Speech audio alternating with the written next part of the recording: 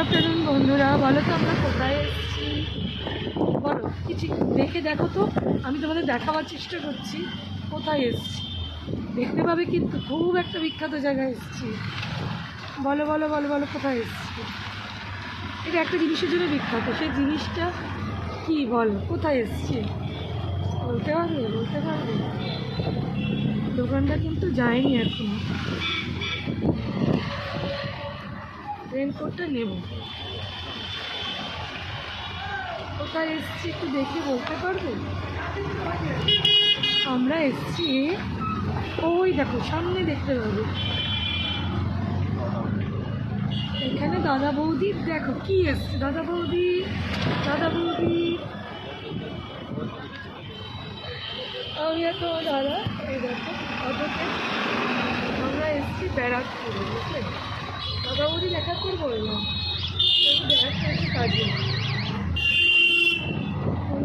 Station ওই দেখা যাচ্ছে আমাদের ব্যারাকপুর স্টেশন। আমাদের একটু নামিয়ে দেবেন, আমরা একটু দোকানে যাবো। ঠিক আছে,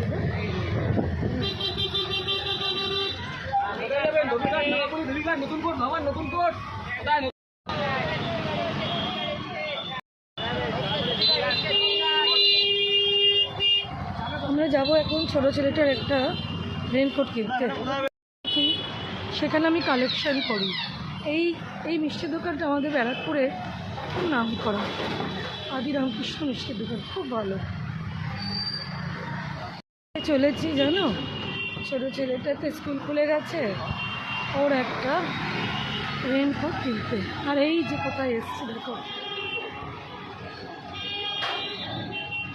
তা বৌদির বিরিয়ানি। হাই কপাল, অফ করে ভিডিও করছি না, আমি আগে জিনিস কিনতে এসেছি, কিনবো তারপর। রেনকোট কিনতে দেখে নিই, আর সামনাসামনি কোনো দোকানে পাই কিনা, ভালো আমাদের দমদমে গিয়েই কিনবো। ও বৃষ্টিতে দেখো জলে জল, প্রচুর বৃষ্টি অবস্থা দেখো, প্রচুর অবস্থা খারাপ, জলে জল।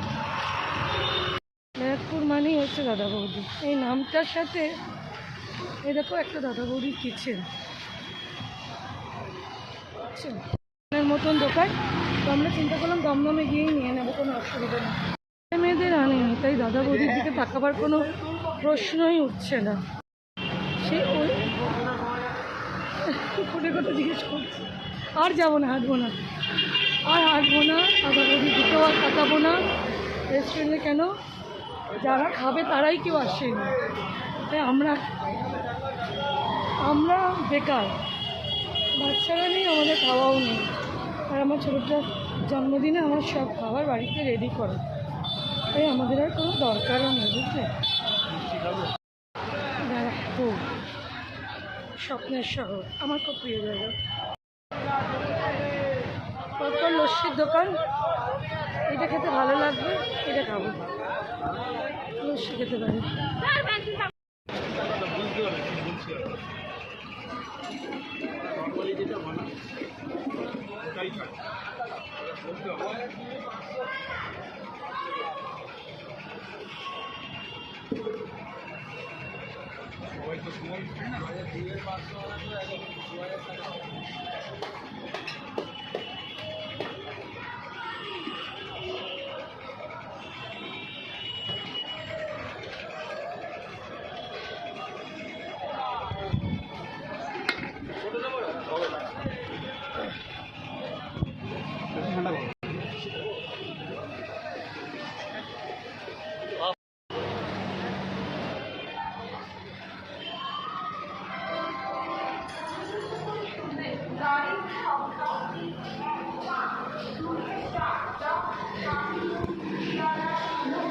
স্টেশনে কাজ চলছে, চলো এবার আমরা একটু এগিয়ে যাই, পরে ব্লগে কথা হবে।